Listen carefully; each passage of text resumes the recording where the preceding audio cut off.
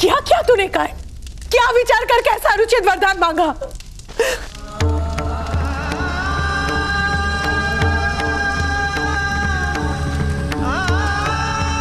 पिताश्री की आंखें सदा आकाश को देखती थी। भूमि पर गड़ी आंखें मैं नहीं देख पाया माता। ग्रामजनों के शब्दों से जब पिताश्री का अंतर जल रहा था तो मुझे ऐसा प्रतीत हुआ कि समग्र सृष्टि जल रही है। और इसलिए तुमने अपने पिता के लिए मृत्यु दंड मांग लिया? नहीं माता, भ्राताश्री ने सम्मान का अधिकार मांगा है। सम्मान का अधिकार मांगा है? मूर्ख हो तुम दोनों। अरे सूत है हम। कौन से राजकुल में जन्मे हो जो सम्मान के अभ्यास जीवन भर किया होगा? न्याय मांगने चला, वो भी किससे? उन क्षत्रियों से, ऊंचे वर्ण के समाज से, अरे जो हमें क्षमा तक नहीं करते, उनसे न्याय मांगने चला। विषैले नाक से आलिंगन की आशा कौन करता है?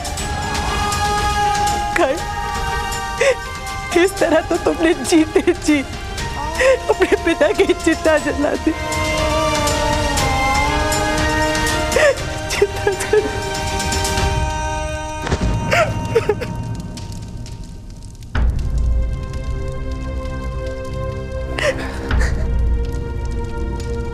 राधा, वृक्ष को हठपूर्वक मोड़ कर रख दो तो कुछ काल पश्चात वो सीधा होना भूल जाता है। तुम्हारी स्थिति ऐसी ही है, हमारे समाज की स्थिति ऐसी है। हमें सम्मान और स्वतंत्रता का मूल्य ही अब समझ में नहीं आता। किसने मांगी स्वतंत्रता आपसे? किसे अपने जीवन से पीड़ा है? केवल आपको। जेठ जी, जिन्हें सुख के स्वप्न देखने में रुचि है, उनकी निद्रा तोड़ने का यज्ञ क्यों आरंभ किया आपने? और उस यज्ञ में मेरे आर्य की बलि क्यों देना चाहते हैं आप? नहीं माता, पिताश्री का बलिदान नहीं होगा। भ्राताश्री पे विश्वास रखिए।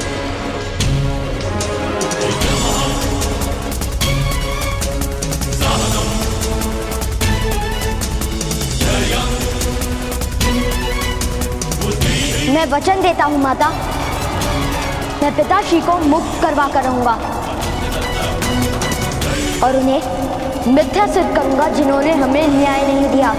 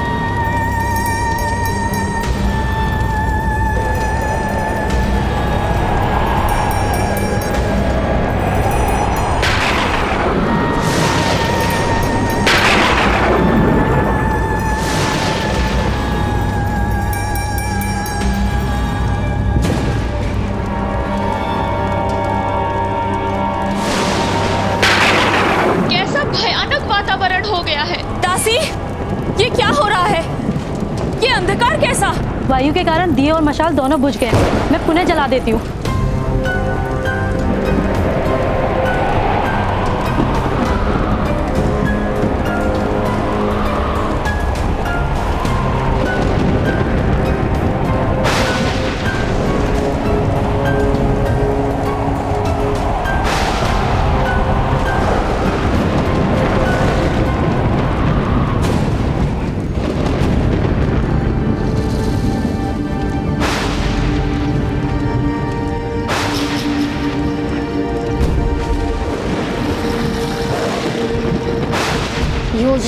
कि जिसने भी उस कुएं के जल में विष डाला है उसे बंदी बनाना होगा।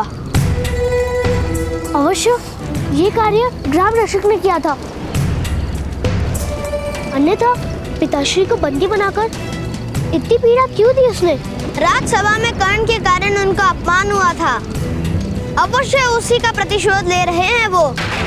लोहारों और सूतों में संघर्ष करवाकर कर्ण को अपराधी घोषित करने की इच्छा है उनकी। यदि ऐसा है तो विष अवश्य उद्यक्ष ने मिलाया होगा।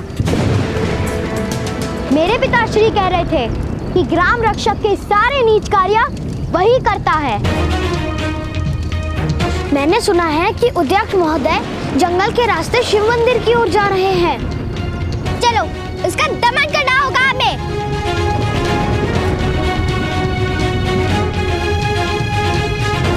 हाँ,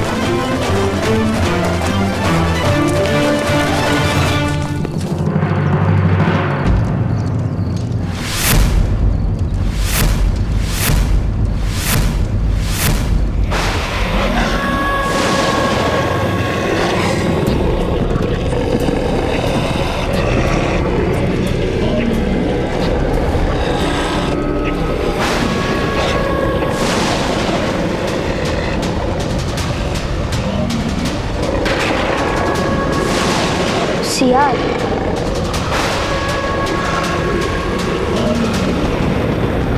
कर्ण, ये सियार तो आक्रमण करेंगे।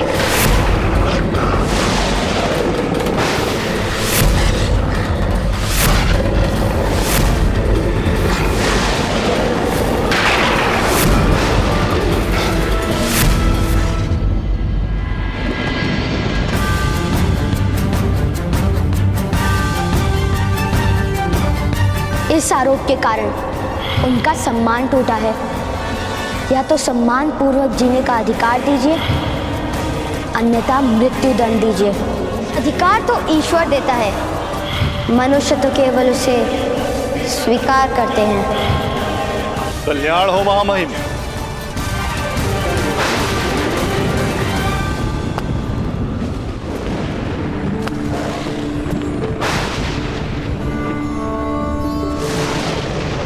प्राणीपत महामुनि।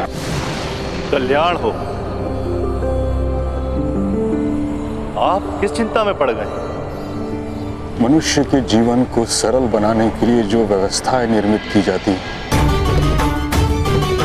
उनके भंग हो जाने की चिंता, जिसका प्रथम चिन्ह मैंने राज्यसभा में देखा है। आज एक सूत का बालक भरी सभा में यह कहकर चला गया कि उसके साथ अन्याय हुआ है।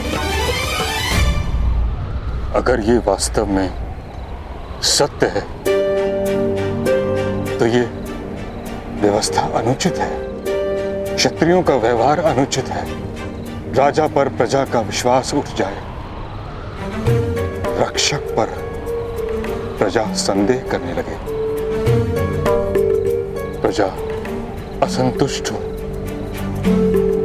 तो इससे विद्रोह जन्म लेता है। क्या नीच वर्ण के मनुष्य को सम्मान और न्याय का अधिकार नहीं?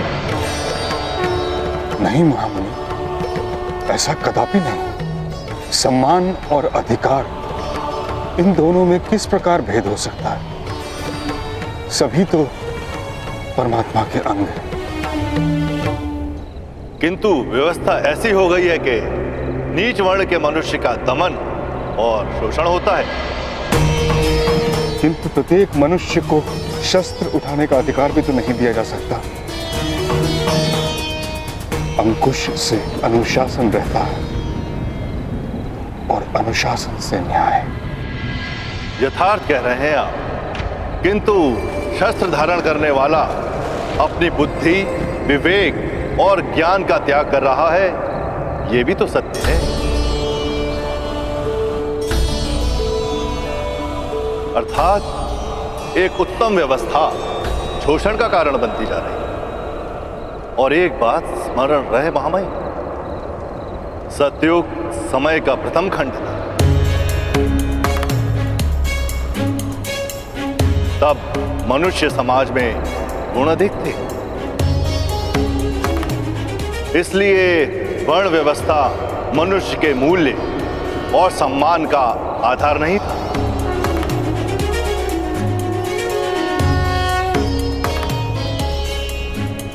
किंतु समय के साथ दुर्गुणों की वृद्धि होती है।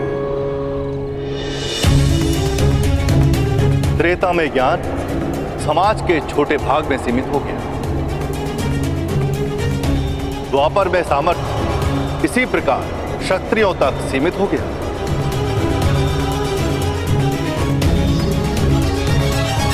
ज्ञान और सामर्थ्य पर सामान्य प्रजा का अधिकार चला गया।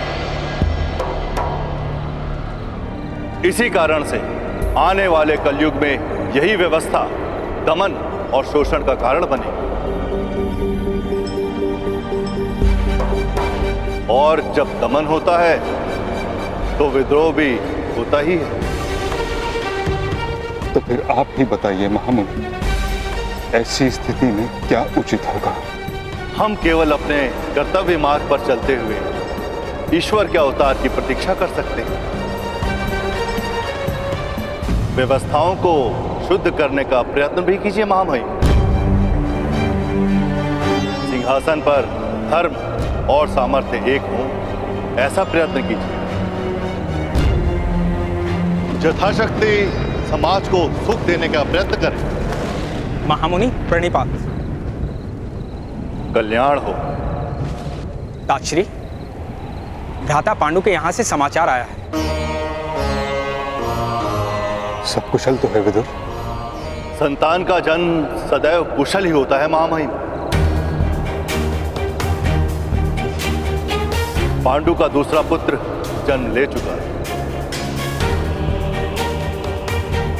भीम।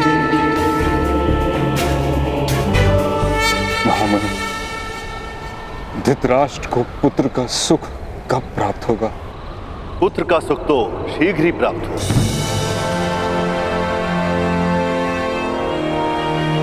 किंतु पुत्र से सुख प्राप्त होगा कि नहीं, ये प्रश्न है।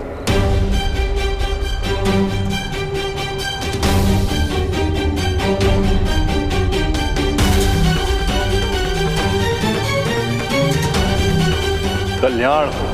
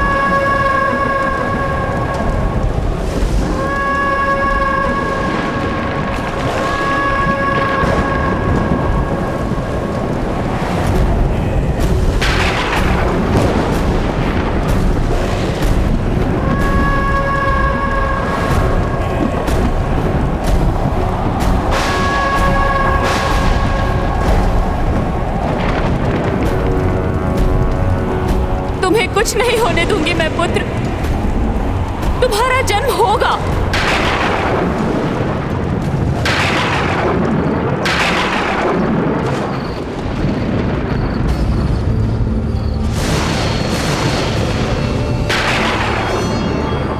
ये क्या अमंगल संदेश है ताक्षी?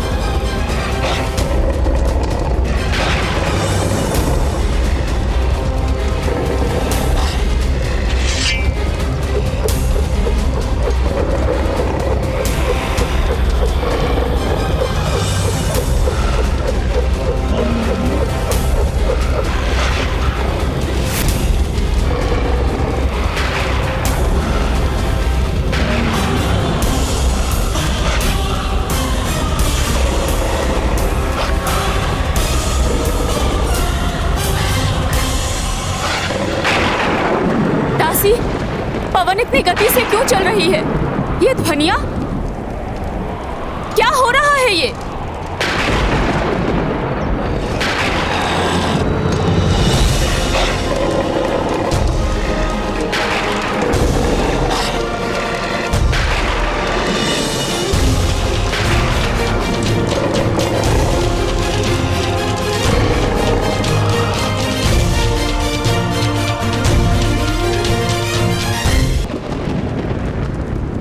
ये क्या हो रहा है ताक्षी? पुत्र का सुख तो शीघ्र ही प्राप्त हो, किंतु पुत्र से सुख प्राप्त होगा कि नहीं, ये प्रश्न है।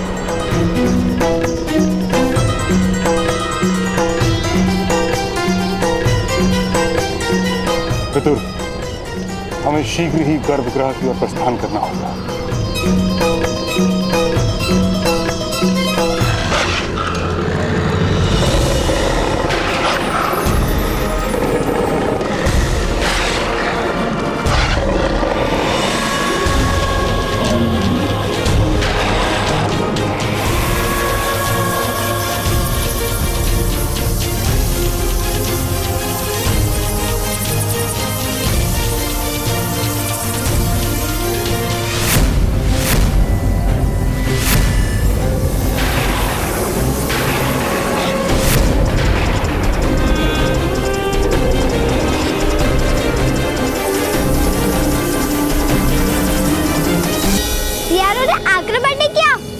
आश्चर्य है।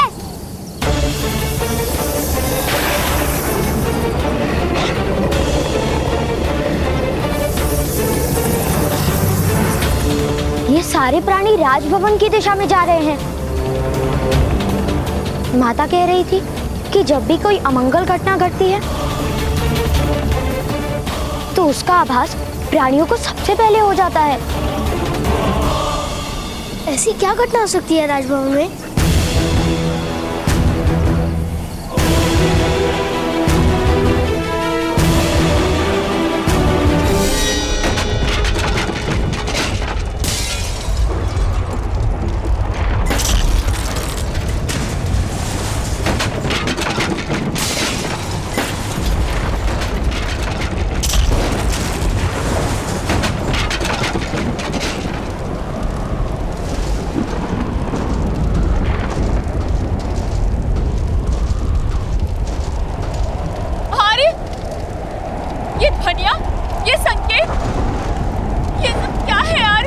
पांडु के दूसरे पुत्र के जन्म का संकेत है गांधारी।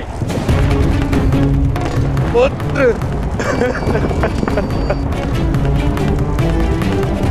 अब भी तुम्हारा जन्म क्यों नहीं हो रहा?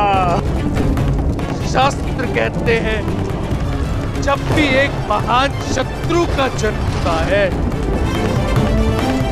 उसके साथ ही उसका वध करने वाला वो महान योद्धा भी जन्म लेता है। तुम्हारा शत्रु जन्म ले चुका है पुत्र। पांडु का दूसरा पुत्र भी जन्म ले चुका है। अब तुम्हारे जन्म का समय है वत्स। मेरी सभी आशाएं तुमसे जुड़ी है। जन्म लेकर अपने पिता के अशांत हृदय को शांत करो पुत्र। जन्म लो, जन्म लो पुत्र, जन्म लो पुत्र।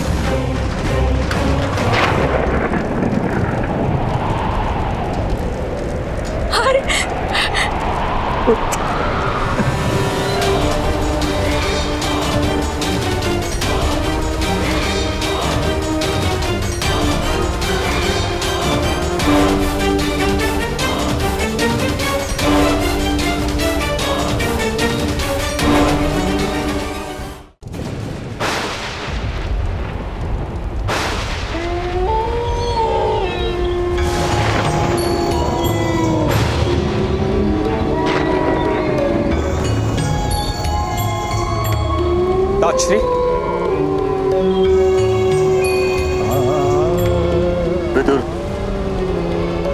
महामुनि ने ऐसे ही संकटों की ओर संकेत किया था। भीष्म, समय आरंभ हो रहा है। ताजश्री, शास्त्र कहते हैं जैसे अग्नि की ज्वाला उत्पन्न होने से पूर्व धुआं प्रकट होता है, उसी प्रकार जब महान विपत्ति आने वाली होती है, किसी दुष्ट आत्मा का जन्म होने वाला होता है, तो सारी सृष्टि संकेत करती है। तुम किसकी बात कर रहे हो विदुर?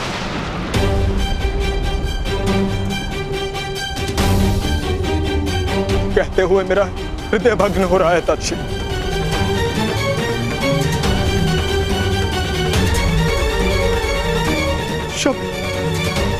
शब्द मेरा साथ नहीं दे रहे हैं। मैं महारानी गांधारी के प्रथम पुत्र की बात कर रहा हूं ताजश्री। ये बालक कुरु साम्राज्य और समग्र भूमि के लिए महान विपत्ति का कारण बनेगा।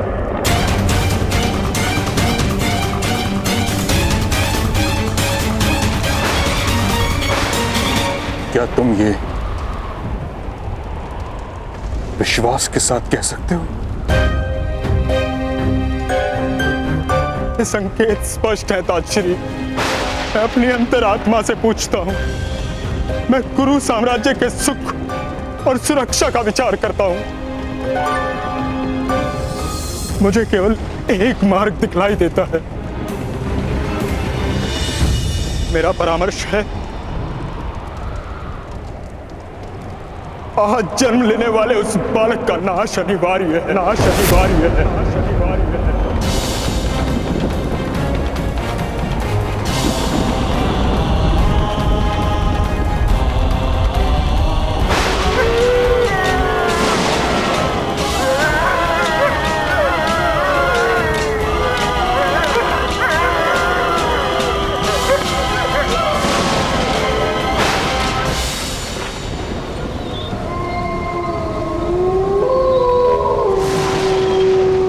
ओम नमः शिवाय, ओम नमः शिवाय, ओम नमः शिवाय, ओम नमः शिवाय, ओम नमः शिवाय, ओम नमः शिवाय, ओम नमः शिवाय, ओम नमः शिवाय, ओम नमः शिवाय, ओम नमः शिवाय, ओम नमः शिवाय, ओम नमः शिवाय, ओम नमः शिवाय, ओम नमः शिवाय, ओम नमः शिवाय, ओम नमः शिवाय, ओम नमः शिवाय, ओम नमः शिवाय।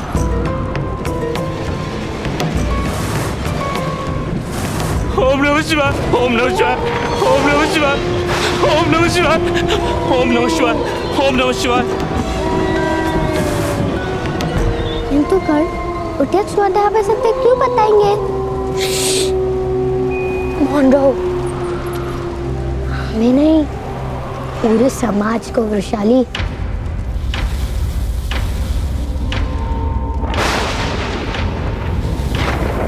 वत्स,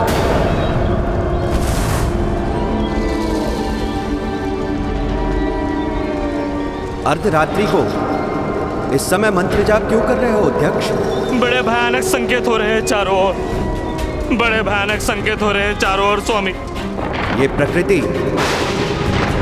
अपना कार्य कर रही है। ऐसे समय में केवल पापी का हृदय भय से कांपता है। यथार्थ कह रहे हैं स्वामी आप। और मदंजय के सेवक के हाथों पाप ना हुआ हो, वो संभव है क्या?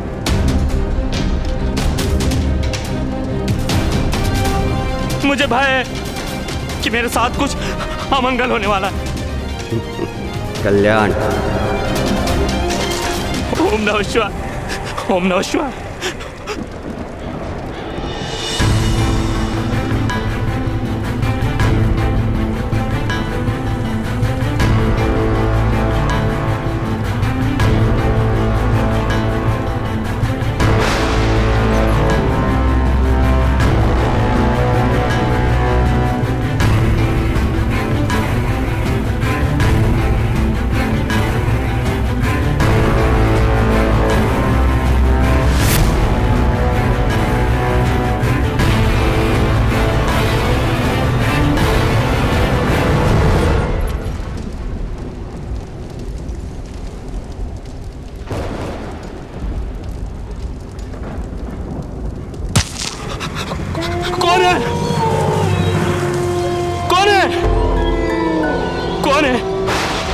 नमः शिवाय, ओम नमः शिवाय, ओम नमः शिवाय, ओम नमः शिवाय।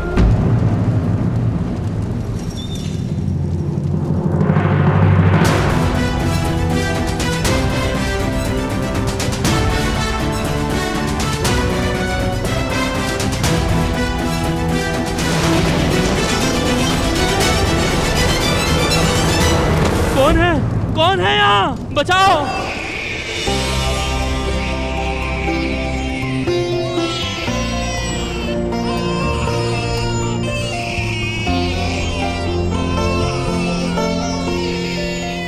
आर्य, आपका पुत्र आर्य।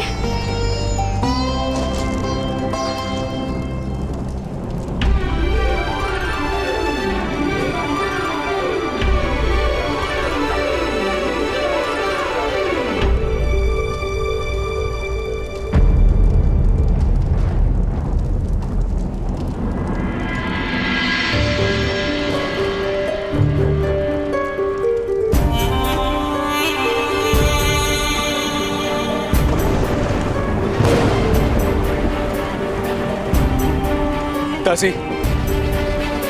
दासी! आदेश महाराज। इस बालक को ध्यान से देखो, कहीं ये भी मेरी भांति नेत्रहीन तो नहीं।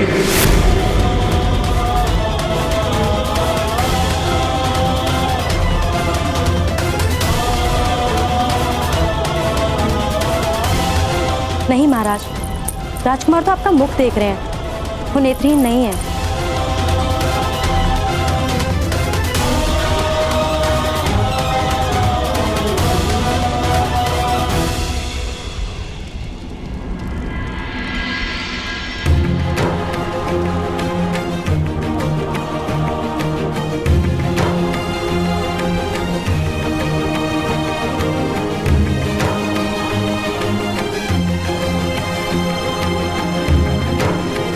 महाराज,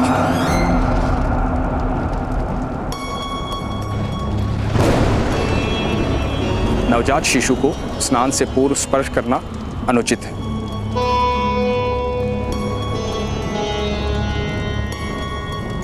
महाराज, मुझे एक महत्वपूर्ण विषय में आपसे वार्तालाप करना अनिवार्य है।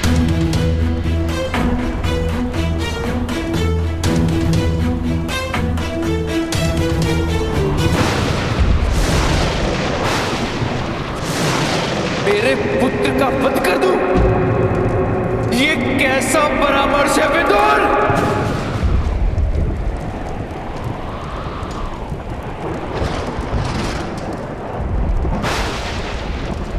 भ्राताश्री,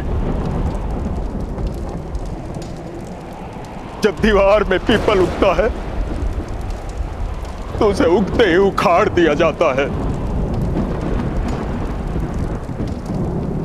समय बीतने पर यह पौधा सारी दीवार को उखाड़ देता। ये समय का संकेत है भ्राताश्री। ये बालक भयानक युद्ध लेकर आएगा।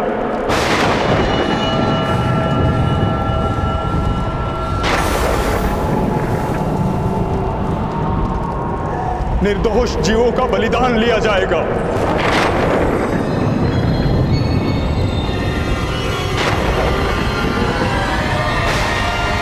पृथ्वी नरसंहार से कांप उठेगी। हस्तिनापुर का विनाश संभव है।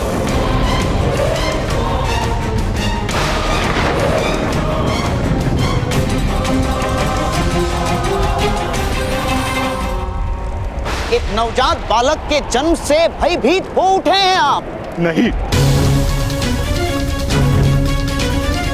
उसके भविष्य से भयभीत हैं हम। तो इस समय जन्मे सारे बालकों की हत्या क्यों नहीं करवाते? और भी तो जन्म हुए होंगे। और वन में सियार और उल्लू तो प्रतिदिन ही बोलते हैं। और आकाश में काले बादल प्रत्येक वर्षा ऋतु में घिर आते हैं। इसका अर्थ यह हुआ कि प्रत्येक बालक का जन्म के साथ ही वध कर देना उचित होगा। यह कैसा न्याय है हस्तिनापुर का?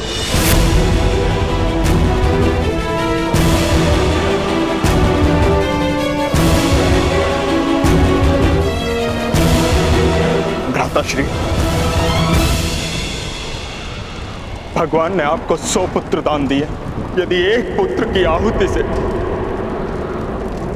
समग्र राष्ट्र को लाभ होने की संभावना है तो आहुति देना उचित है।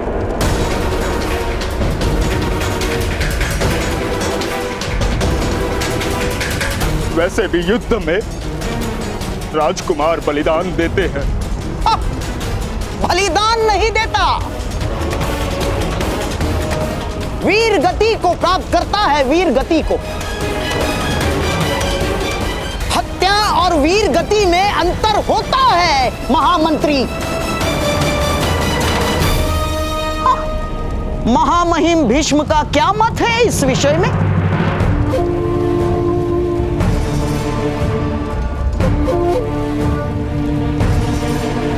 क्या महारथियों के महारथी की भुजाओं में वो बल है, वो शक्ति है कि एक निशस्त्र बालक के कंठ पर तलवार चला सके?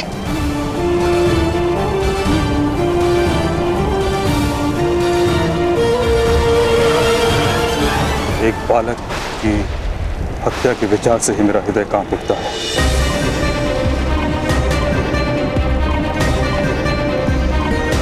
लेकिन मैं इस बात से भली भांति परिचित हूं कि राष्ट्र के भविष्य में राजा को अनेक कठिन निर्णय लेने होते हैं।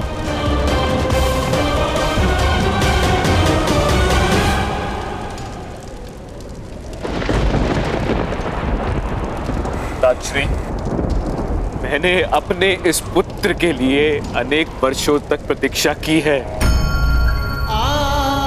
अनेक सपने देखे हैं मैंने। मेरे हृदय का स्वामी हो गया है जन्म से पूर्व ही। जिस कली की सुगंध से मन मुग्ध हुआ हो, उस फूल को डाल से कैसे तोड़ देता श्री, कैसे तोड़ दे? पुत्र, ये दुर्भाग्य है कि राजा के मस्तक पर मुकुट होता है और उसके हृदय में पुत्र का स्थान। मस्तक और हृदय के बीच समाधान अत्यंत कठिन है।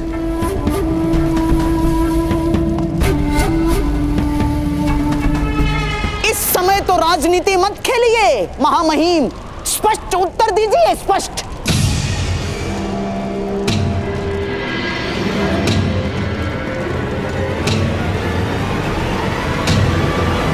क्या पांडु के पुत्र को हस्तिनापुर के सिंहासन पर बिठाने की योजना से मेरे भांजे की हत्या का आयोजन है ये?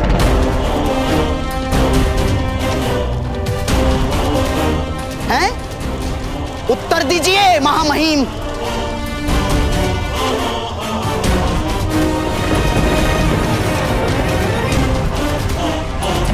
धृतराष्ट्र और पांडु में मेरे हृदय में कोई अंतर नहीं। उनके पुत्र भी मेरे लिए समान हैं। इसी कारण मैं कोई स्पष्ट परामर्श नहीं दे रहा हूं गंधार राज। महाराज स्वयं पिता भी हैं और राजा भी। इसलिए साम्राज्य के भविष्य के हित में जो है, जो उचित है, महाराज को वही निर्णय लेना होगा।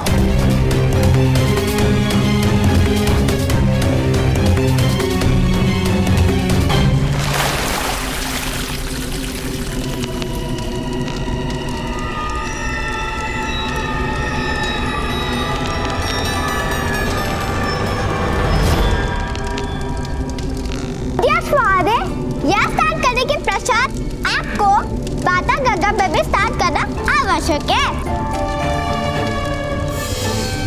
मैं मंत्रों का उच्चारण कर रहा हूँ। आपके सारे पाप आपके शरीर से बाहर आ जाएंगे। मुख्य द्वार से। एक बार और स्नान करवाते हैं। ठहरो ठहरो, तुम सब दंड के भागी बनो, प्रत्येक को दंड मिलेगा। मदन जय महोदय को आ रहे।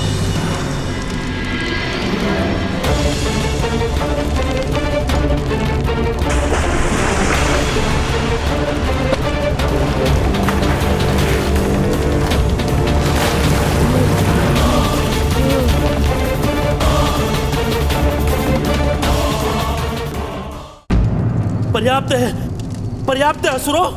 तुम तो पिशाच से भी भयानक हो। क्यों मेरी ऐसी स्थिति कर रहे हो? उत्तर प्राप्त करना है। किस बात का? आपने कुएं में विष क्यों डाला? मैंने कोई विष नहीं मिलाया था।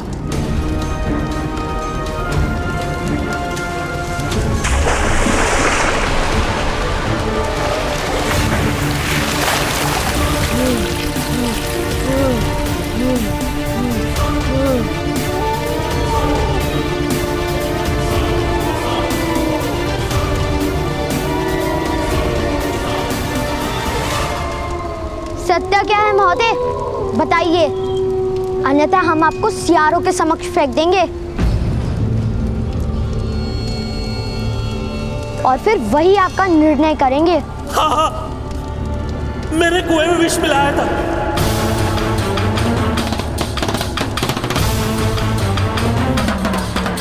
ग्राम रक्षक महोदय के आदेश पर।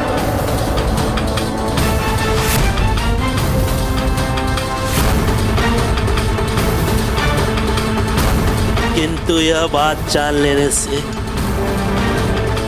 तुम्हारे पिता को कोई न्याय नहीं मिलेगा।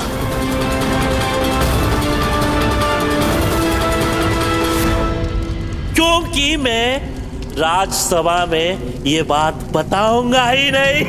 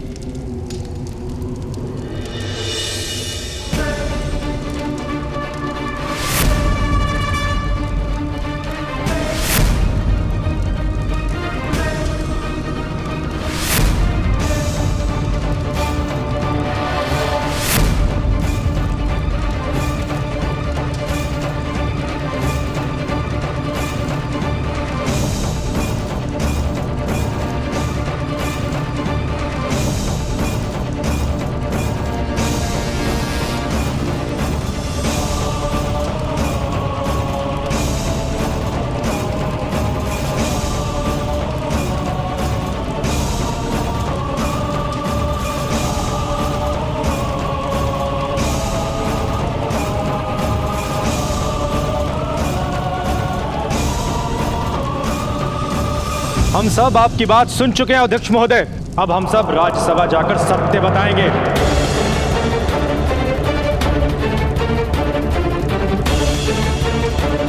और आपको भी सत्य कहना होगा। अध्यक्ष महोदय, मधुमक्खी जब दंड देती है तो प्राणों की चिंता नहीं करती।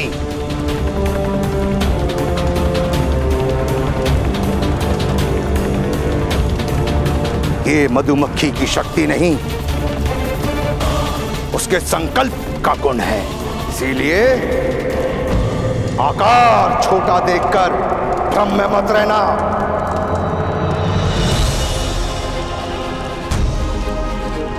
जीने का संकल्प करके जो जन्म लेता है उसे कोई मार नहीं सकता, और जो जीतने का संकल्प कर लेता है उसे कोई पराजित नहीं कर सकता।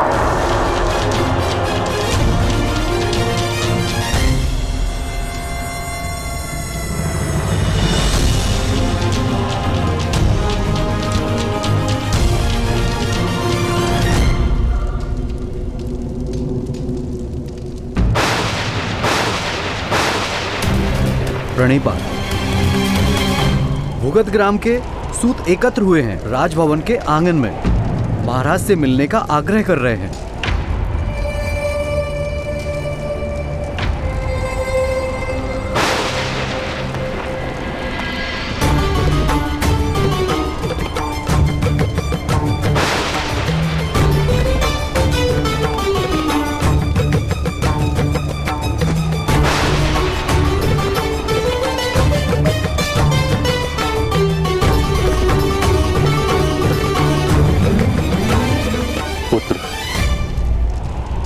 विचार करके ही निर्णय लो।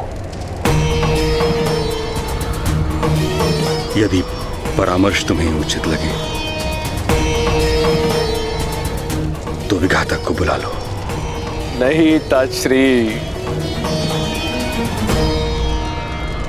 यदि मेरे पुत्र का वध करना ही होगा तो मैं स्वयं करूंगा।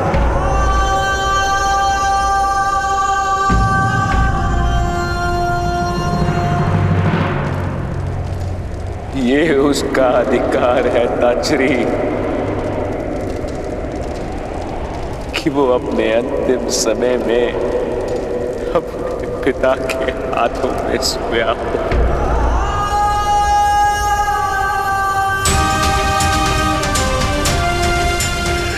पुत्र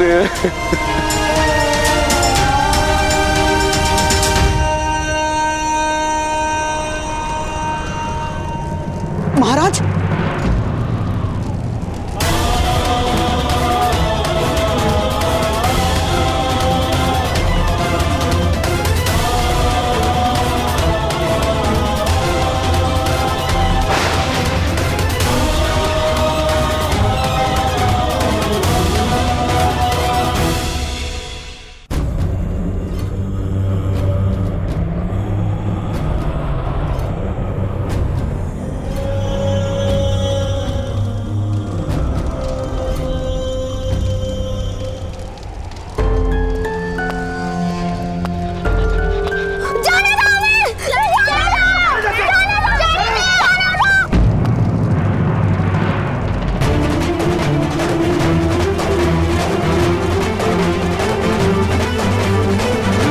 पकड़ो इस बालक को।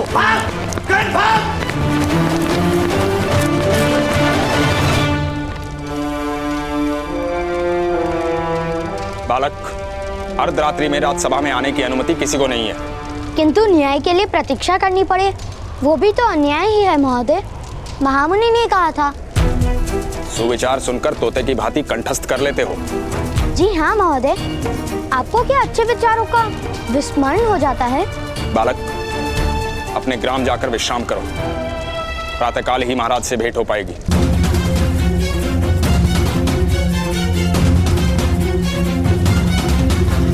नहीं, हम यहीं बैठेंगे।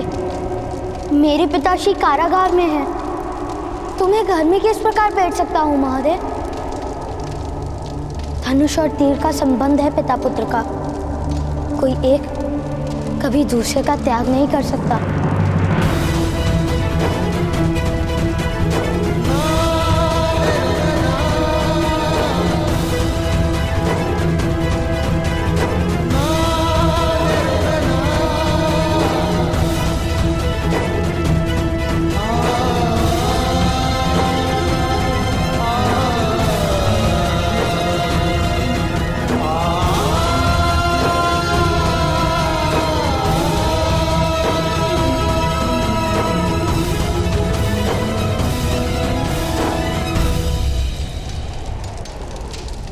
लाओ, मुझे दो राजकुमार।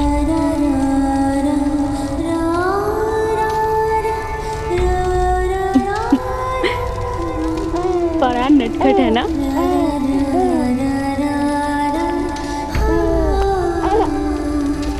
आर्य, आपकी ही प्रतीक्षा कर रहा था आपका पुत्र।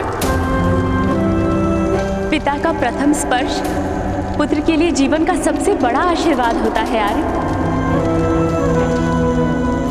इससे बड़ा आशीर्वाद तो स्वयं ईश्वर भी नहीं दे सकते।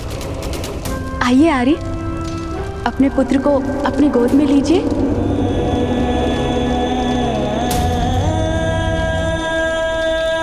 दासी कह रही थी, बड़ा सुमोहक मुख है बालक का। कामदेव का अवतार है आपका पुत्र आर्य। निकट आइए आर्य। जब दीवार में पीपल उगता है तो उसे उगते ही उखाड़ दिया जाता है। समय बीतने पर यह पौधा सारी दीवार को उखाड़ देता है। ये समय का संकेत है भ्राताश्री। ये बालक भयानक युद्ध लेकर आएगा। निर्दोष जीवों का बलिदान लिया जाएगा। पृथ्वी नरसंहार से कांप उठेगी। हस्तिनापुर का विनाश, हस्तिनापुर का विनाश, हस्तिनापुर का विनाश, हस्तिनापुर का विनाश।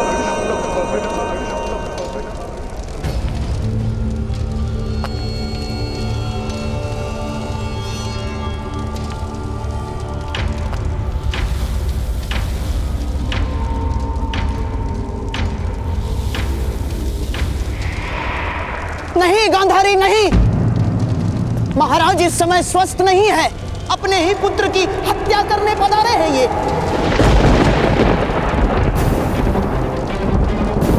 मिथ्या प्रलाप मत कीजिए भ्राताश्री। कोई पिता अपने पुत्र की हत्या कर सकता है भला? हाँ गांधारी, मुझे एकांत की आवश्यकता है।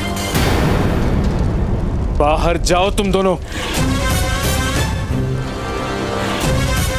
अरे महाराज विचार कीजिए महाराज, आपके महामंत्री आपको भ्रमित कर रहे हैं। बाहर जाओ गांधारी। नहीं यार, अरे आप मेरे पुत्र की हत्या नहीं कर सकते। महाराज मेरी बहन के दुखों का विचार कीजिए महाराज, कृपा करके ऐसा कार्य मत कीजिए महाराज। कुरुवंश का रक्त है ये, नियोग से नहीं जन्मा है।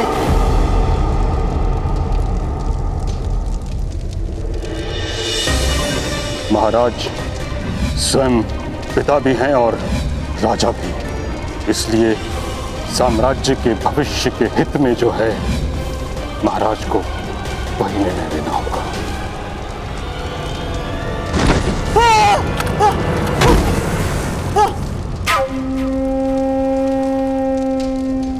दासी, मेरा आदेश है, महारानी को कक्ष के बाहर ले जाकर द्वार बंद कर दो। नहीं अरे अरे दासी, अरे मुझ पर दया कीजिए, अरे मेरे पुत्र पर दया कीजिए, अरे ऐसा मत कीजिए। दासी,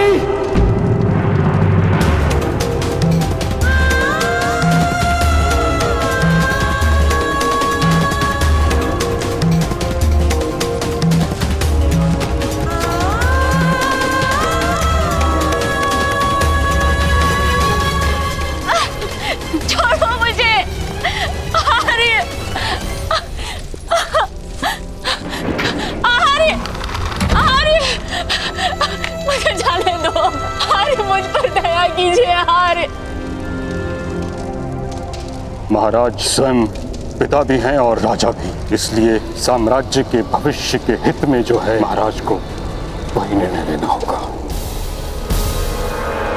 ये समय का संकेत है भ्राताश्री, कि बालक भयानक युद्ध लेकर आएगा।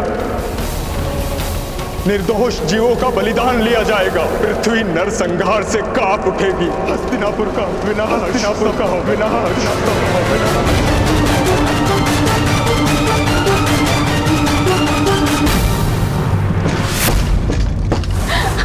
भ्राताश्री, भ्राताश्री, भ्राताश्री, भ्राताश्री, मेरे पुत्र का रक्षण कीजिए भ्राताश्री। मेरे पुत्र का रक्षण कीजिए। सैनिक, द्वार खोलो सैनिक, अन्यथा तुम्हारा मस्तक कट जाएगा। सैनिक,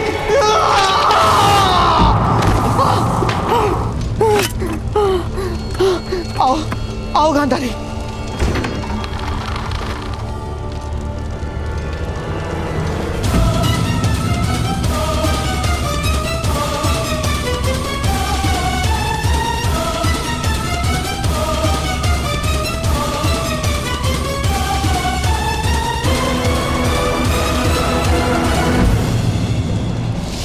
धनुष और तीर का संबंध है पिता पुत्र का। कोई एक कभी दूसरे का त्याग नहीं कर सकता, त्याग नहीं कर सकता, त्याग नहीं कर सकता।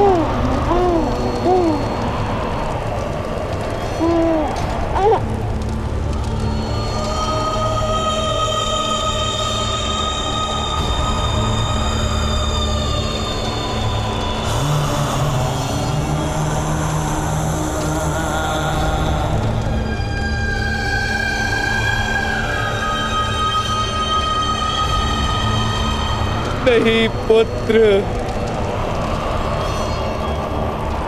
मैं तुम्हारी हत्या नहीं कर सकता। तुम मेरे स्वप्नों का विस्तार हो, मेरी भावनाओं का मर्म हो, मेरी प्रतीक्षा का फल हो। तुम्हारे जीवन के साथ ही मेरा जीवन जुड़ा है। तुम्हारा दुर्भाग्य है पुत्र कि तुम्हारे जन्म के साथ ही तुम्हारे लिए जीवन भर के संघर्ष का उपहार प्राप्त हुआ है। किंतु पुत्र, तुम्हारे इस पिता को विश्वास है कि तुम्हें कोई भी पराजित नहीं कर पाएगा। दुष्कर होगा तुम्हारे साथ युद्ध करना पुत्र।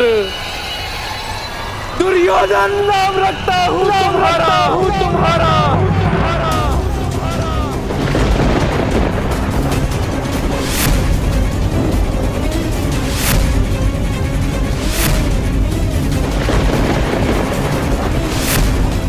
सदा ही विजय बनो मेरे पुत्र, मेरे उत्तराधिकारी।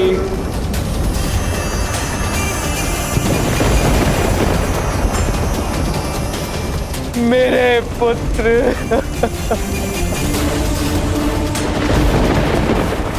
मेरे पुत्र।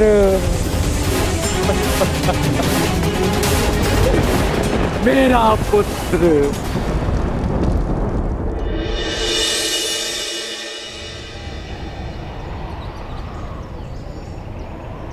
भगवान, जब भी आप प्रकट होते हैं मेरे अंतर में प्रकाश होता है। आज मैं अपने पिताश्री के सम्मान की रक्षा करने हेतु बैठा हूं। सहायता कीजिए भगवान।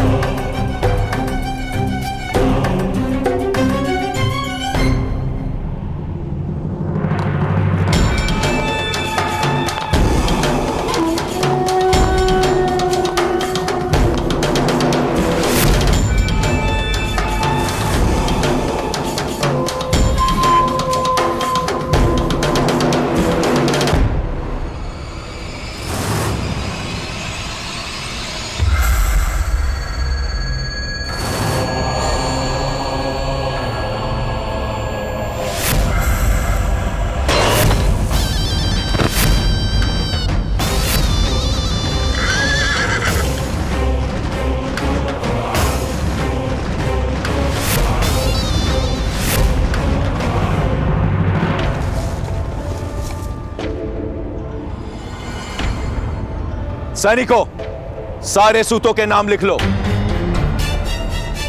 जो भी आज राज्यसभा में आवेदन लेकर आए हैं, उनके नामों की कल मुझे आवश्यकता होगी। हमें आपका भय नहीं मदनजय महोदय। प्रथम मेरा नाम लिखिए, सूत वृषभान।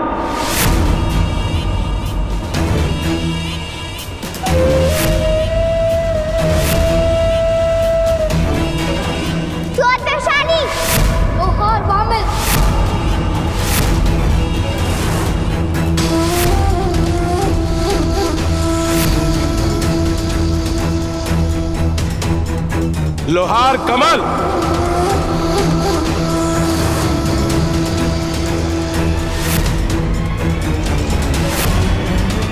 लोहार कल्लू।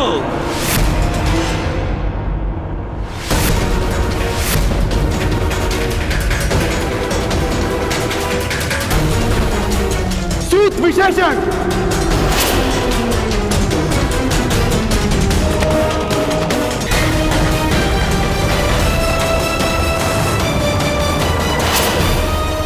मदनजय महोदय ने मुझे आपकी सहायता हेतु भेजा है।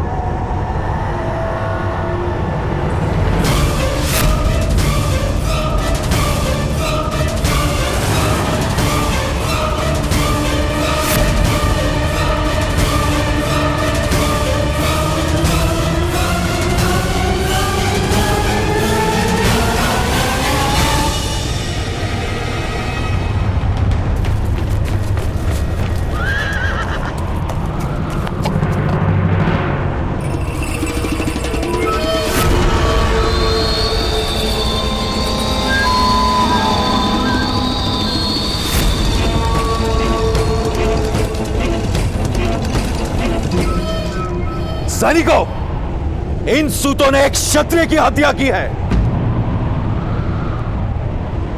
नहीं ग्राम रक्षक महोदय, नहीं, हमने इनकी हत्या नहीं की। हम हत्या क्यों करेंगे? अध्यक्ष महोदय हमारे साक्षी थे। बहुत पुरानी योजना है ये सूतो। एक क्षत्रिय की हत्या करने के पश्चात अब ये सूत सभा में ये कहेंगे कि इनकी साक्षी की मृत्यु हो गई। किंतु हस्तिनापुर के महाराज ने ऐसे अनेक असत्यों को जाना है। इस योजना से तुम लोगों को कोई लाभ नहीं होगा।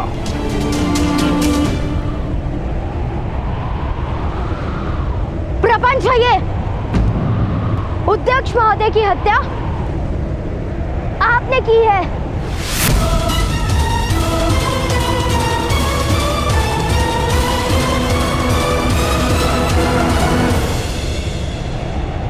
किस प्रकार सिद्ध करोगे ये बात बालक? सिंह की दहाड़ के सामने चूहे की चूचू कौन सुनेगा?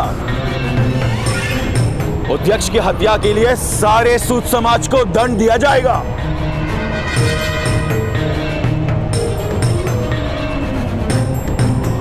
सभी सूतों के नाम महाराज के सामने प्रस्तुत किए जाएंगे।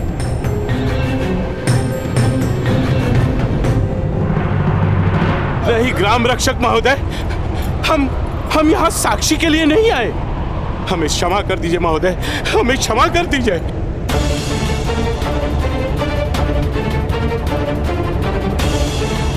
किंतु इस बालक ने तो मुझ पे हत्या का आरोप लगाया है। नहीं महोदय, हम मान्य नहीं करते। हमारा इस बालक या इसके परिवार के किसी भी सदस्य से कोई संबंध नहीं है, कोई संबंध नहीं है। हमें क्षमा कर दीजिए, हमें क्षमा कर दीजिए महोदय।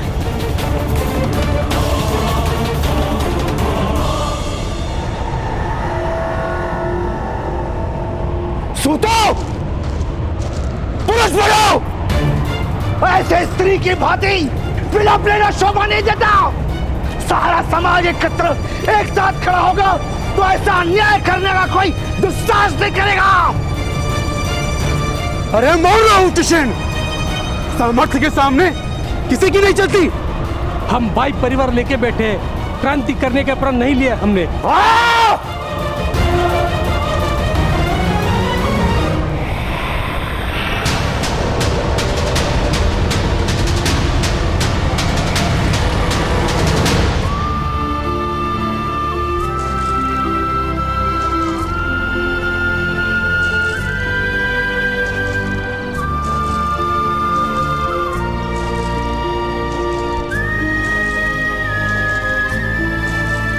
पंद्रह मनुष्यों की हत्या का दंड केवल मृत्यु ही हो सकता है। तुम्हारे पिता को कल मैं अपने हाथों से मृत्यु दंड दूंगा। देखो भाइयों, इसके पुत्र ने पराक्रम करके जीवन दान दे दिया इस हत्यारे को। मेरी पुत्री की हत्या किया तुमने, मैं तुम्हें कभी क्षमा नहीं करूंगी। पापी है ये, अपराधी है। सूत समाज के नाम पे लांछन लगाया है इसने। मारो इसे।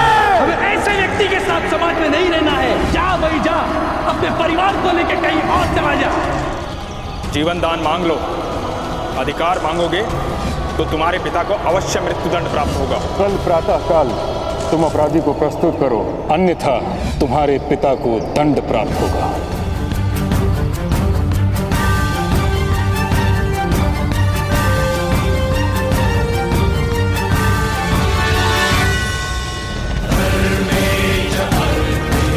भगवान, आज आपके उगने से मेरे हृदय में अंधकार क्यों छाया हुआ है? कोई मार्ग भी नहीं सूझ रहा।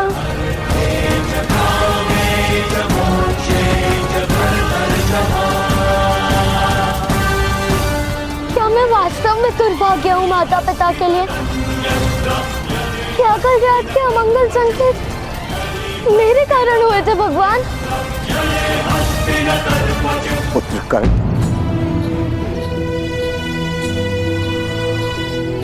पराजित होने का केवल एक ही मार्ग है,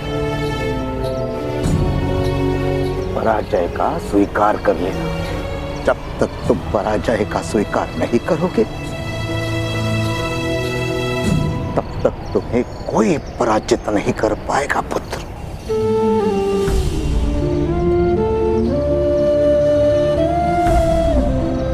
तो मैं क्या करूं ताऊ? सारे द्वार बंद हो चुके हैं। ऐसा क्यों है कि सूत को न्याय प्राप्त नहीं हो सकता? यदि सारे मनुष्य के पास 2 हाथ, 2 पैर और 1 मस्तक है, तो उनके बीच में ये भेद क्यों ताऊ? पुत्र, ये भेद ईश्वर ने नहीं किया। समाज के शक्तिमान लोगों ने अधिक धन, अधिक सुख, अधिक सत्ता पाने के लिए यह भेद निर्मित किया है। न्याय प्राप्त होता है शक्तिमान को।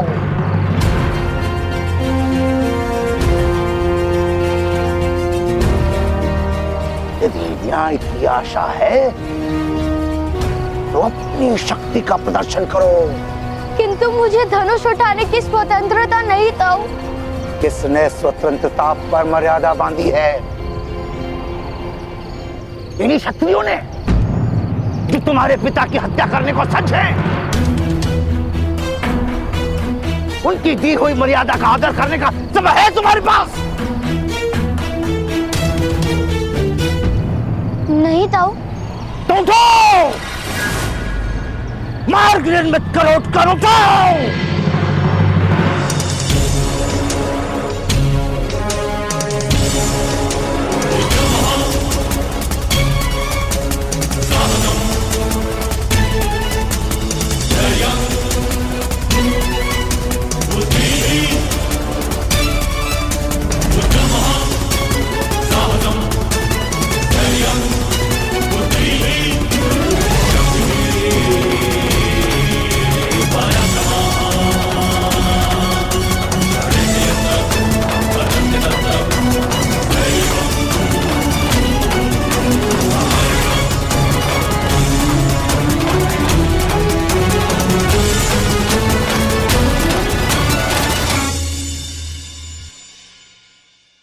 अद्भुत मार्ग निकाला आपने सेना नायक महोदय। जब उद्दक्ष ने आत्मसमर्पण कर दिया तब मुझे प्रतीत हुआ कि आपकी रक्षा करना असंभव है। किंतु आपने कैसे जान लिया कि वो सूत भयभीत होकर उस बालक का साथ छोड़ देंगे? मूर्ख, एक महत्व की शिक्षा दे रहा हूँ, सदा स्मरण में रखना। शल्यक नाम का प्राणी देखा है जिसके पीठ पर बालों के स्थान पर कांटे होते हैं? साहिब ही कहते हैं उसे। इतना सा होता है, किंतु सिंह उसका आखेट नहीं कर पाता। किंतु कांटे उगाने के लिए भी साहस की आवश्यकता होती है सैनिकों। साहस के बिना शक्ति नहीं आती। ऐसा ही मनुष्य के विविध समाजों का सत्य है। नीची जाति के लोगों के पास साहस नहीं होता, इसलिए छोटे हैं। आज यदि सारा समाज एक साथ खड़ा रह जाता तो मेरा पराजय निश्चित था। किंतु सूतों को हृदय से ही अपने विजय पर विश्वास नहीं। वो क्या विजय प्राप्त करेंगे?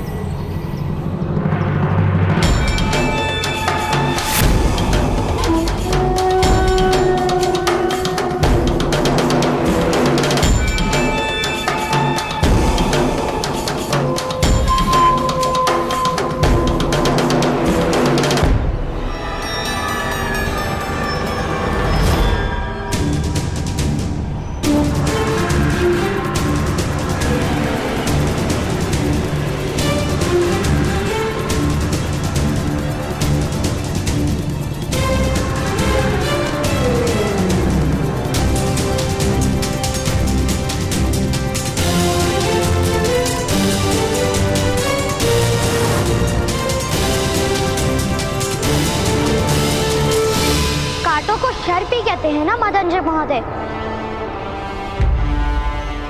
लो, मैंने अपने हाथों में शर उठा लिया है आज। मेरा या मेरे परिवार का आप आखेट नहीं कर सकते।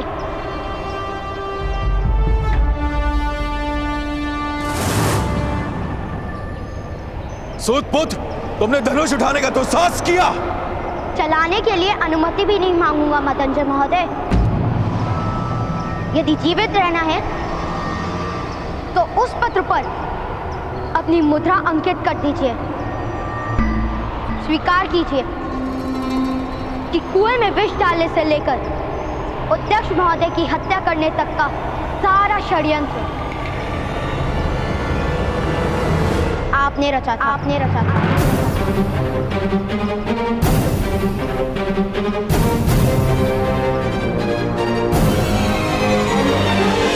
मेरे पिता को उनका सम्मान और अधिकार लौटा दीजिए, अन्यथा आप जीवित नहीं बचेंगे। सैनिकों, क्या देख रहे हो? पकड़ लो इस उद्दंड बालक को, मैं इसे अपने हाथों से ही दंड दूंगा।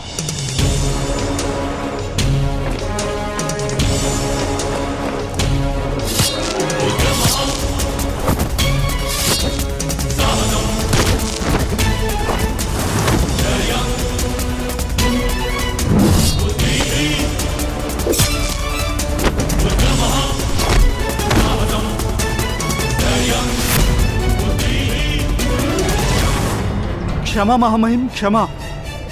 अभी अभी समाचार प्राप्त हुए हैं कि एक सूत का बालक मदनजय और अन्य क्षत्रियों के साथ युद्ध कर रहा है।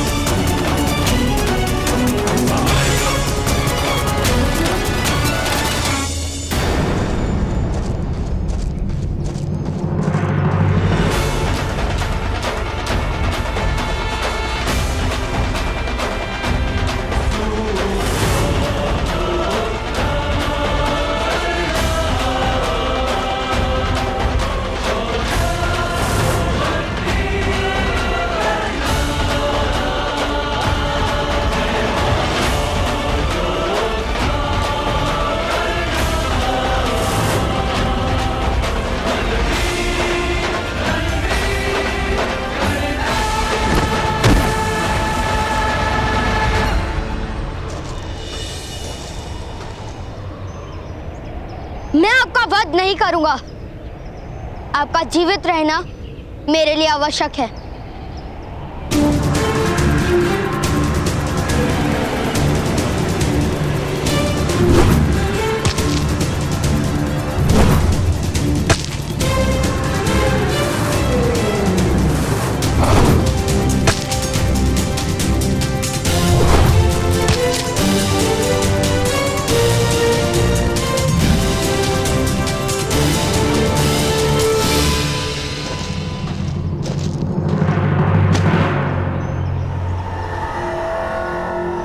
अब भी समय है मदनजय महोदय, अपना अपराध स्वीकार कर लीजिए।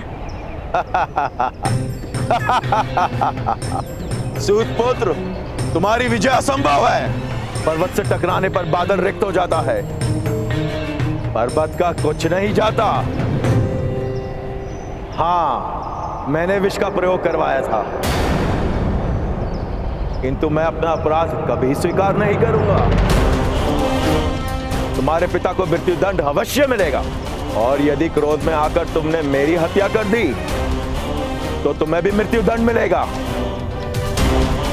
इसीलिए कहता हूं, आत्मसमर्पण कर दो।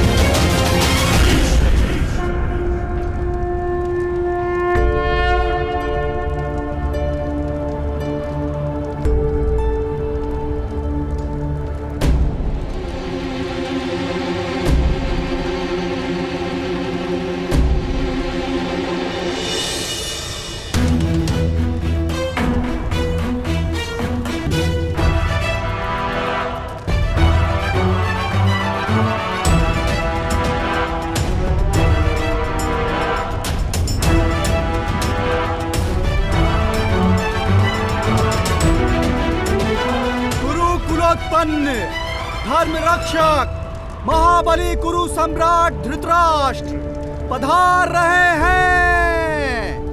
सावधान सावधान सावधान।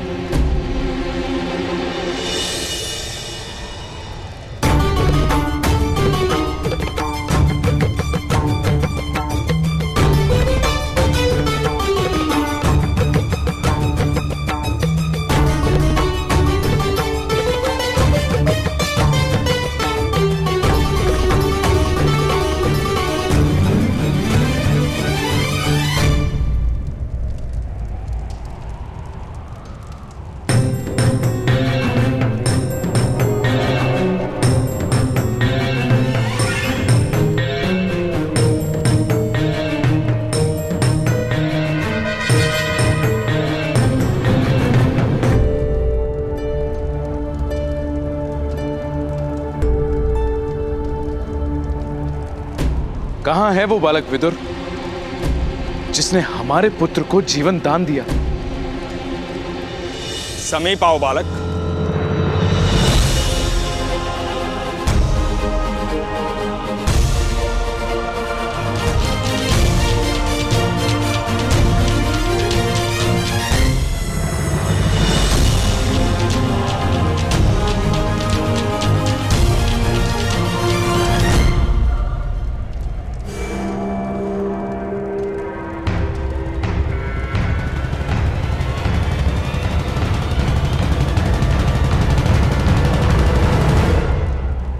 महाराज के सामने हाथ जोड़े जाते हैं।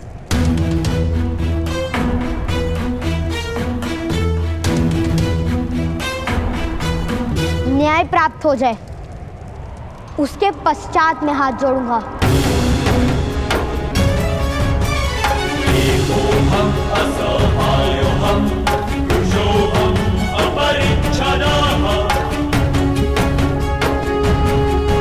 कर्ण महाराज, ये बालक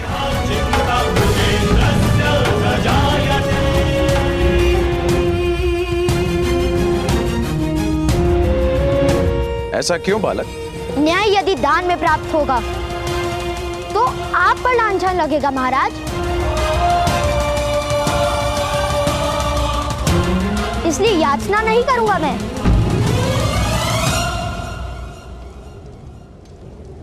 आप न्याय करेंगे, उसके पश्चात उपकार जानकर हाथ जोड़ूंगा मैं।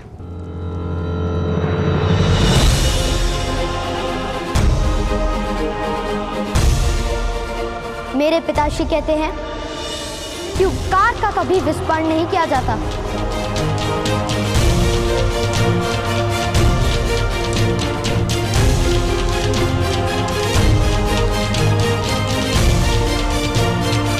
ताजश्री, ऐसा अद्भुत बालक है हमारे राज्य में, ये हमारे लिए गर्व का विषय है।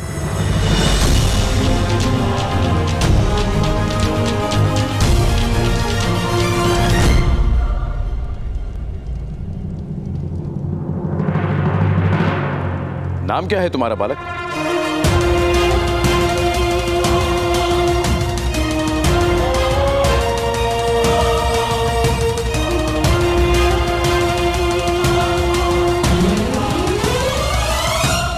राधे।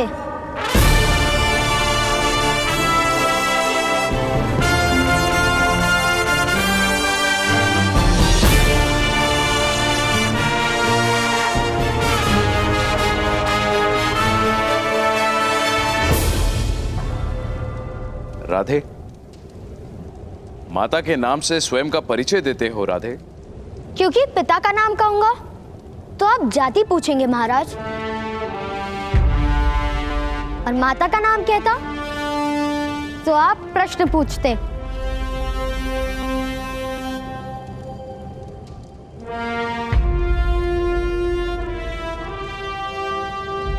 बड़े बुद्धिमान हो राधे। अपने पिता को निर्दोष सिद्ध करने के लिए तुम वास्तविक अपराधी को प्रस्तुत करने वाले थे।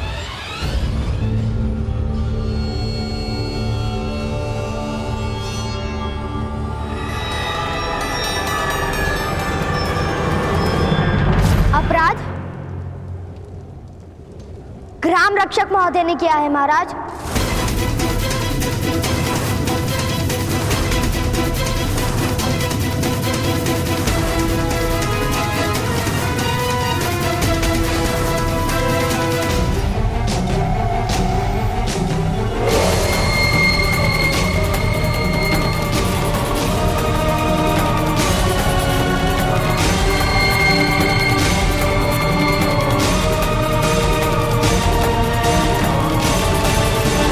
सत्य महाराज, एक बालक अपने पिता को निर्दोष माने ये तो स्वाभाविक है। मैं एक क्षत्रिय हूं, सत्ता है मेरे हाथों में, मैं क्यों किसी की हत्या करूंगा भला? तुम्हारे पास कोई ठोस प्रमाण है इस आरोप को सिद्ध करने का? मैं सत्य कहता हूं। सत्य से बड़ा क्या प्रमाण हो सकता है? महाराज, मदनजय यथार्थ कह रहा है। एक शक्तिमान मनुष्य को असत्य बोलने की और गुप्त रूप से हत्या करने की कोई आवश्यकता नहीं। किंतु सारे ग्रामजनों ने सुना था।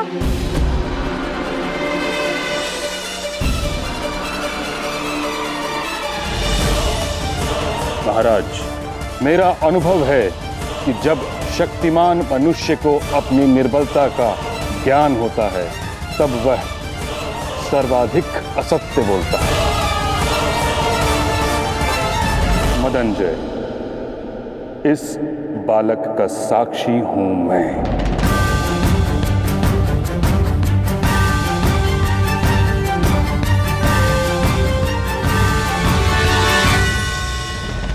तुम्हारे बंधन काटने से पूर्व मैंने स्वयं तुम्हारे शब्दों में तुम्हें स्वीकार करते हुए सुना है कि ये विष प्रयोग तुमने कराया है।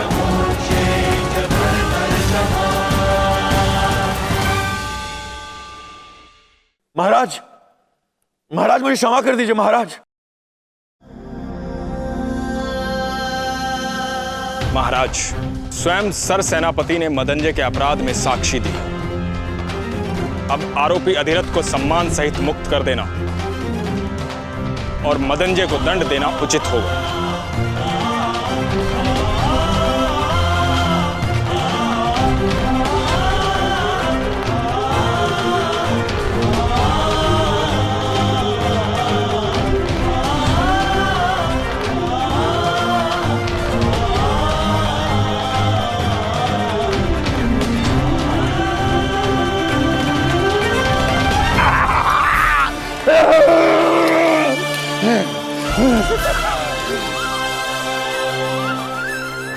तुम्हारे साहस और विश्वास की विजय हुई। कर्णपुत्र, गर्व है मुझे तुम पर। किंतु मदनजय को तो दंड नहीं मिलेगा। पुत्र, वो महाराज का प्रश्न है। हमने न्याय मांगा था, प्रतिशोध नहीं। कर्णपुत्र, महाराज को प्रणाम करो और घर चलो।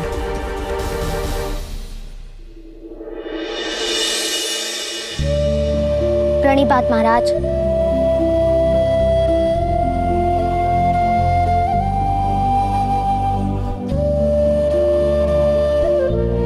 ठहरो सूतपुत्र।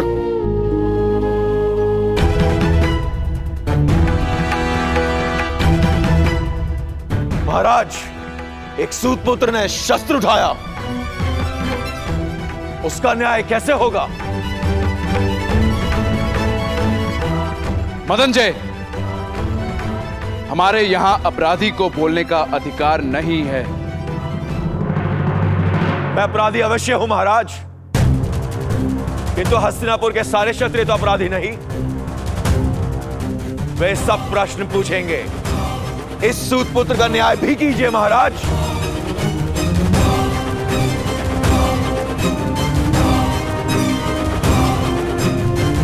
महाराज, सूतपुत्र ने शस्त्र उठाने का अपराध किया है।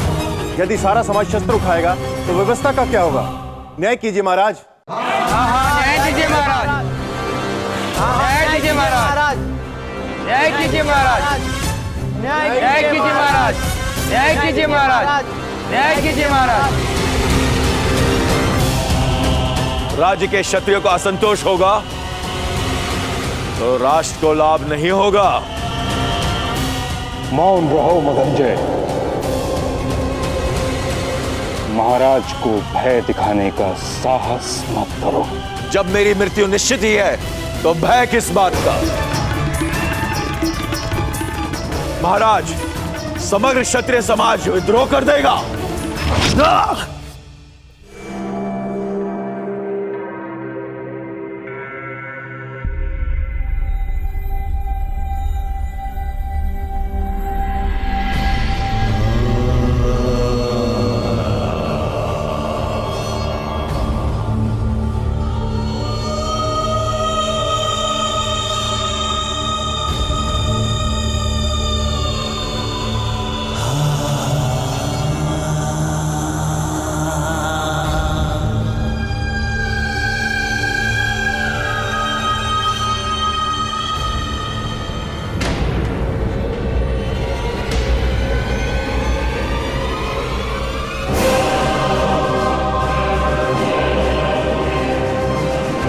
हस्तिनापुर की राजसभा में विद्रोह की बात करने वाले को उसी क्षण मृत्यु दंड दिया जाता है।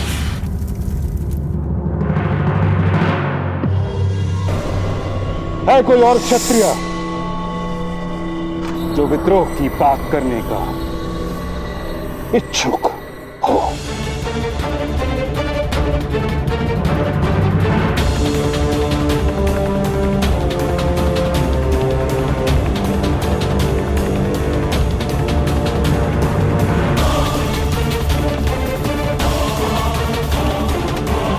ठहरो सूत अधिरथ।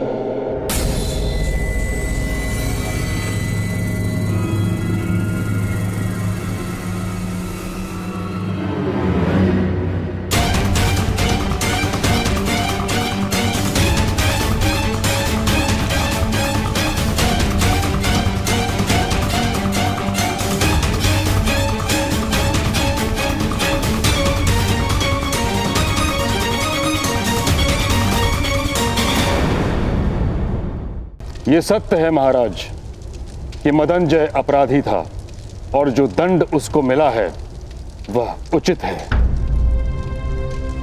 सत्य है कि इस बालक ने राज परिवार पर उपकार किया है। यह भी सत्य है कि इसका साहस और आत्मविश्वास अद्भुत है। सत्य के प्रति इसकी निष्ठा और सामर्थ्य पर कोई संदेह नहीं। किंतु महाराज, कि समाज केवल एक व्यक्ति से नहीं बनता। राज्य के सभी मनुष्य को संतोष प्राप्त हो, यह भी तो अनिवार्य है। और यह केवल तभी हो सकता है जब व्यवस्था का पालन हो तथा परंपरा का निर्वाह अनिवार्य है। यदि व्यवस्था टूटती है तो समाज में विद्रोह उत्पन्न होता है और हर प्रकार के विद्रोह को बल से शांत भी तो नहीं किया जा सकता। तात्पर्य तात्श्री? सूत के पुत्र को शस्त्र उठाने का अधिकार नहीं, उसे दंड देना ही होगा।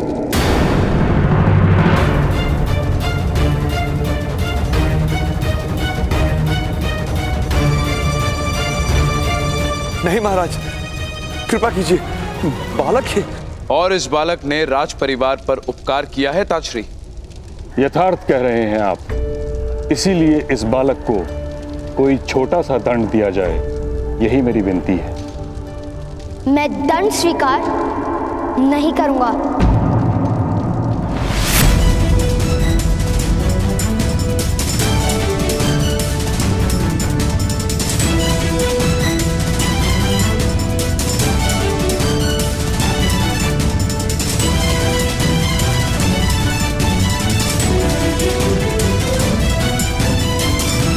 पुत्रकर्ण, मौन रहो। राजसभा में विवाद मत करो। किंतु पिताश्री, यदि आपके साथ अन्याय नहीं हुआ होता तो भ्राताश्री क्यों शस्त्र उठाते? अनिवार्य था शस्त्र उठाना पिताश्री। बालक, न्याय प्राप्त करने का सबको अधिकार है। राज्य की व्यवस्था प्रत्येक व्यक्ति को न्याय प्रदान करती है। राज्य की व्यवस्था से ही अन्याय हो तो अब क्या किया जा सकता है? राजा के हाथों कभी अन्याय नहीं होता राधे। अन्य सबके अन्याय के लिए राजा से याचना करना संभव है, किंतु किसी भी कारणवश व्यवस्था और परंपरा को भंग नहीं किया जा सकता। अन्याय और याचना की व्यवस्था से तो उत्तम है कि ऐसी परंपरा ही ना हो। राधे, क्या कोई दूसरा सूत तुम्हारी भांति शस्त्र धारण करके अपना रक्षण कर सकता है?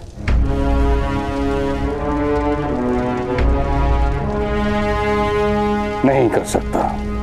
यदि उनको अपनी रक्षा का भार सौंप दिया जाए तो समस्त सूत समाज नष्ट हो जाएगा। उनकी रक्षा कौन करेगा? सूतों को शस्त्र का अधिकार नहीं, इसलिए ज्ञान नहीं। ज्ञान नहीं, इसलिए वे शस्त्र नहीं उठा सकते। और अब आप कह रहे हैं कि उनकी रक्षा किस प्रकार होगी? ज्ञान प्राप्त करने का अधिकार मान लीजिए, अधिकतर सूत भी शस्त्र उठाने लगेंगे। असंभव।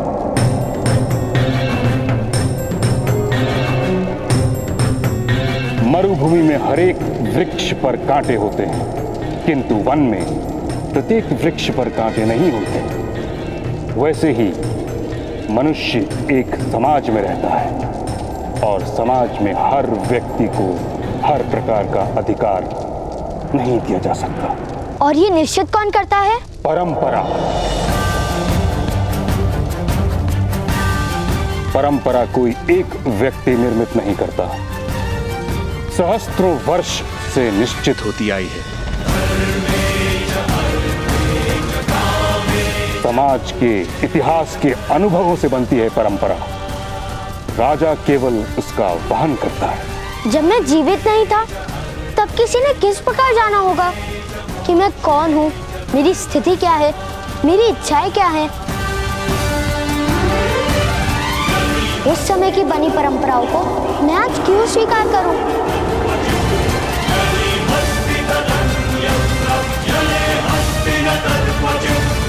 हठ मत करो बालक। छोटा सा दंड स्वीकार कर लो बालक। असंभव। मैं युद्ध करने को सज्ज, मैं युद्ध करने को सज्ज, मैं युद्ध करने को सज्ज, मैं युद्ध करने को सज्ज।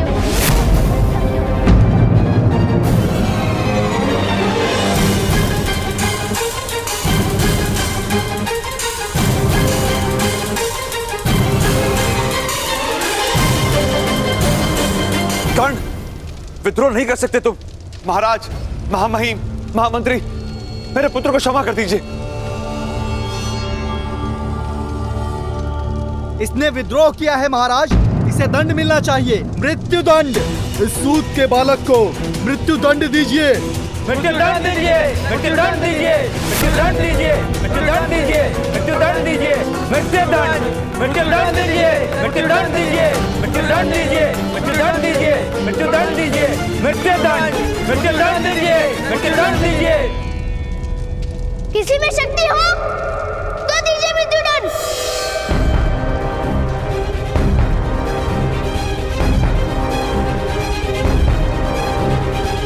मृत्यु दंड दीजिए, मृत्यु दंड दीजिए, मृत्यु दंड दीजिए,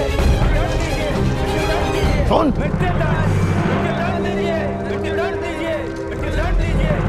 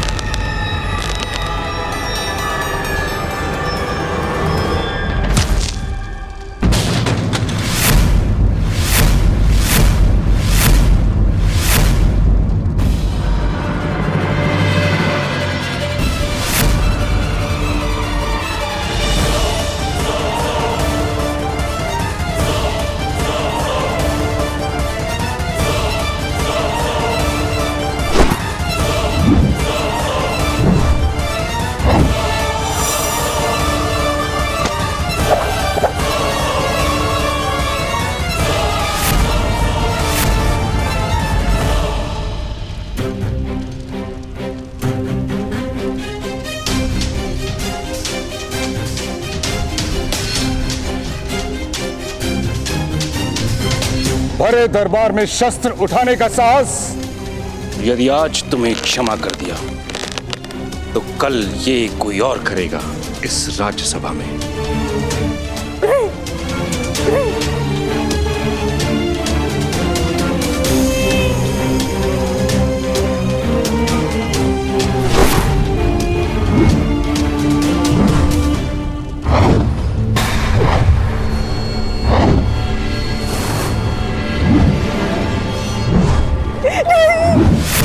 अधिराज!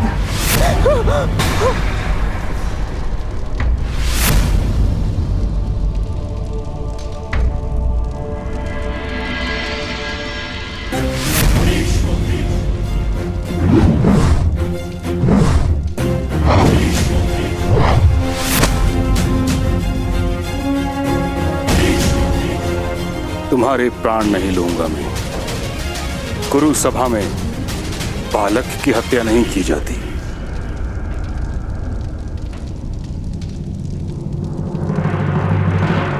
अधिरथ, तुम्हारे पुत्र ने राज्यसभा में विद्रोह किया है।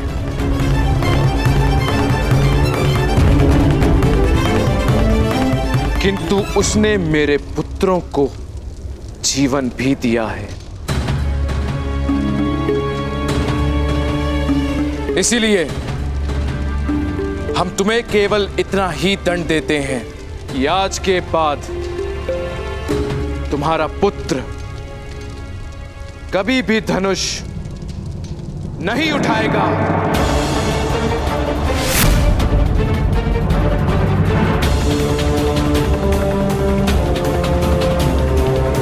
सूतों के लिए बनी परंपरा का वहन करेगा, और यदि ऐसा नहीं हुआ तो तुम स्वयं अपने पुत्र को हस्तिनापुर और कुरु राष्ट्र से निष्कासित कर दोगे।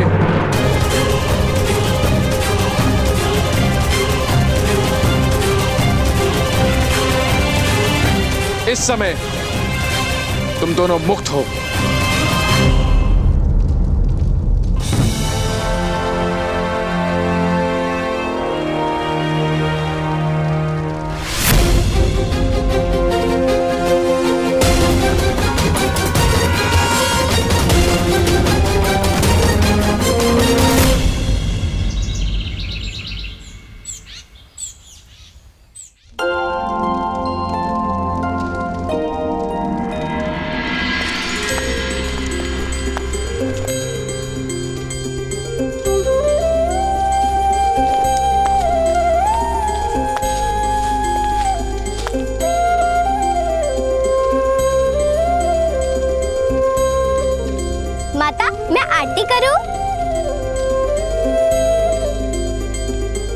अवश्य वैशाली, तुम्हारा तो सबसे पहले अधिकार है। जब हम बड़ों का विश्वास टूट गया था तब तुम मित्रों ने ही तो साथ दिया कर्ण का।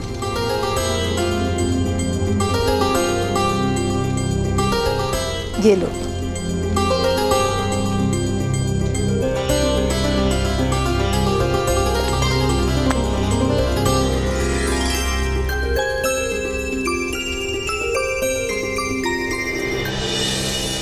आज के बाद तुम्हारा पुत्र कभी भी धनुष नहीं उठाएगा।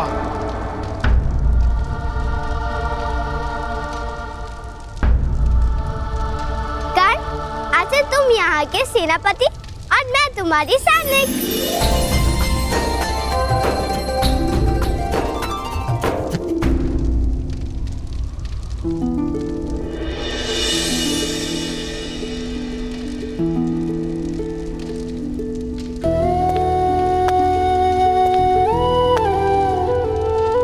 पुत्र कर्ण,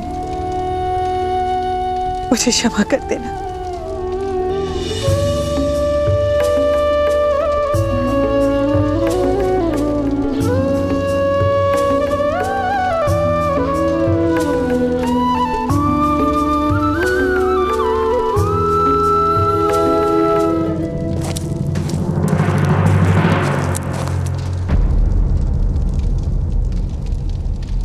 सूत अधिरथ, आपको महामहिम भीष्म ने बुलाया है। सूर्योदय के समय गंगा के पावन घाट पर प्रातः स्नान हेतु महामहिम नित्य जाते हैं। कल प्रातः काल आपको वहीं आने का आदेश है।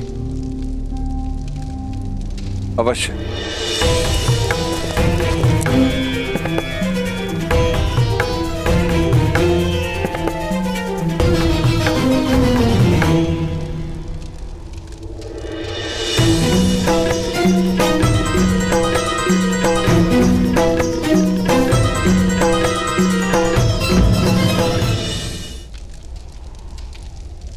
चलो पुत्र, अब आनंद और विश्राम का समय।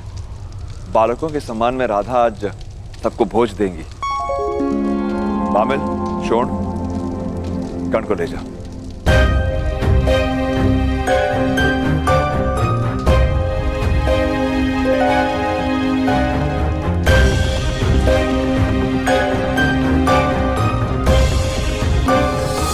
कर्ण का दुख आज अनन्य है अधिरथ। जानता हूं भ्राताश्री, जानता हूं। शाख के जिस स्थान से फूल तोड़ा जाता है उस स्थान से पत्ता या फूल कभी उग नहीं पाता। आज तक बहुतों ने कर्ण से उसका धनुष छीना था, किंतु कुरु सुभा ने उससे उसकी आशा छीन ली। धनुष पे उसका अधिकार ही नहीं, उसका सुख भी उसी में। और दुखदायक सत्य तो यह है कि कर्ण कभी धनुष उठा नहीं पाएगा।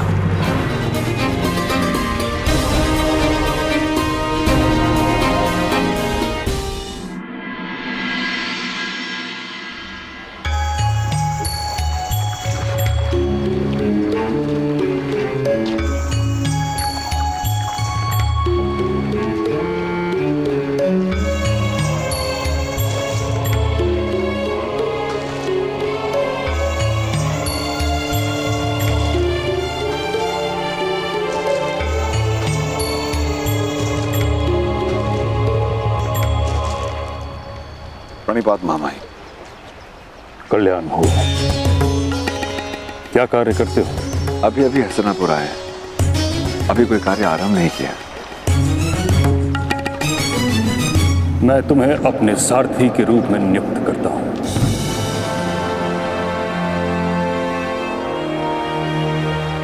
आपकी अनंत कृपा मामाई। कृपा नहीं, स्वार्थ है। तुम मेरे निकट रहोगे तो मेरी दृष्टि तुम्हारे पुत्र पर रहेगी। उस जैसा तेजस्वी और ऊर्जावान बालक मैंने संसार में नहीं देखा। उसका अध्यापन मैं उचित रूप से करवाऊंगा। बिजली को आकाश में देखा, उसकी कोई दिशा नहीं होती, उस पर कोई अंकुश नहीं होता। कुछ ही क्षण के लिए प्रकट होती है और फिर लुप्त हो जाती है। जिस पर गिरती है उसे नष्ट कर देती है। मेरी इच्छा है कि तुम्हारा पुत्र एक महान सारथी बने, ताकि समस्त सूत समाज का मार्गदर्शन करे। बिजली की भांति उसका सामर्थ्य छिन्न भिन्न न हो जाए।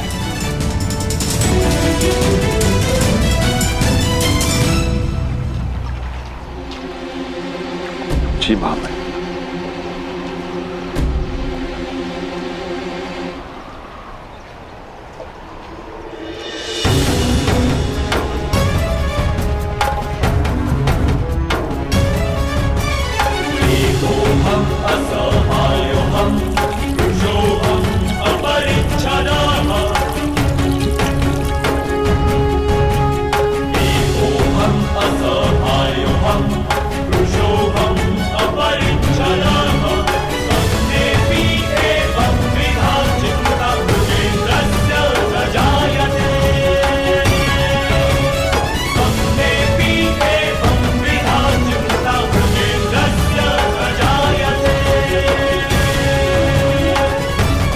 मैं बिजली की भांति दिशाहीन नहीं हूं, मनुष्य हूं, मुझे जहां विनाश करना होगा मैं वहीं गिरूंगा। आपकी इच्छा थी ना कि मेरा सामर्थ्य चिन्ह भिन्न ना हो, तो लीजिए।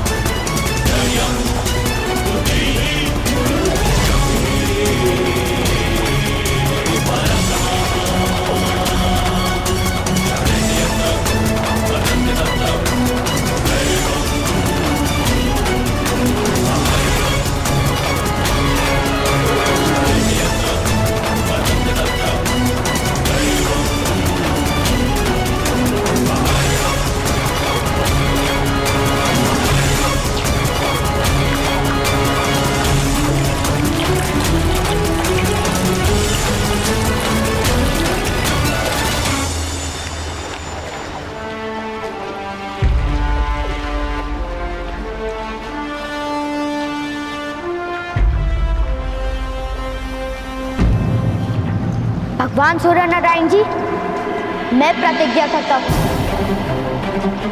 प्रातःकाल सूर्य अर्घ के समय मेरे सामने आने वाले व्यक्ति को मैं अवश्य दान दूंगा। उस व्यक्ति की हर इच्छा पूर्ण करूंगा और उस प्रतिज्ञा की आपूर्ति का आरंभ मैं आज से करता हूँ। मैं आज से करता हूँ। मैं आज से करता हूँ। मैं आज से करता हूँ। मैं आज से करता हूँ।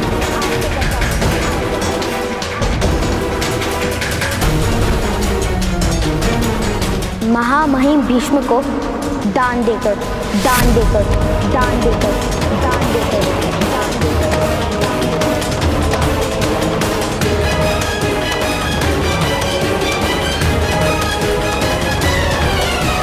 आज मुझे शस्त्र का त्याग करना पड़ा है,